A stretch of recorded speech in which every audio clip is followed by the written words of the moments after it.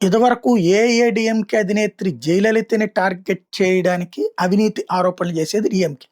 అలాగే డీఎంకే అంటే ద్రవిడ మున్నేట్ర కజగానికి సంబంధించినటువంటి కరుణానిధి కొడుకైనటువంటి స్టాలిన్ వీళ్ళ మీద ఆరోపణలు ఆ రోజున వాళ్ళు చేస్తూ వచ్చేవాళ్ళు. ఇప్పుడు స్టాలిన్ హవా తగ్గింది.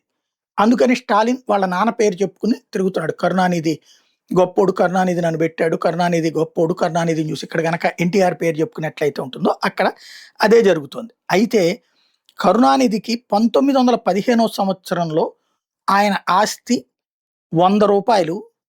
ఫైనల్‌గా వచ్చినటువంటి మొత్తం కలిపి రూ. 1000. అలాంటిది ఆయన చనిపోయే ముందు 34,000 కోట్ల రూపాయల డిక్లరేషన్ ఇచ్చాడు ఎన్నికల సంఘానికి. ఎట్లా వచ్చినాయి అంత డబ్బులు? మీరేమన్నా ఫ్యాక్టరీలు పెట్టారా? రియల్ ఎస్టేట్ చేశారా? మీ రికార్డులో అయితే ఏ వ్యాపారం చూపించలేదు. ఇంత డబ్బులు ఎక్కడి నుంచి వచ్చినాయి?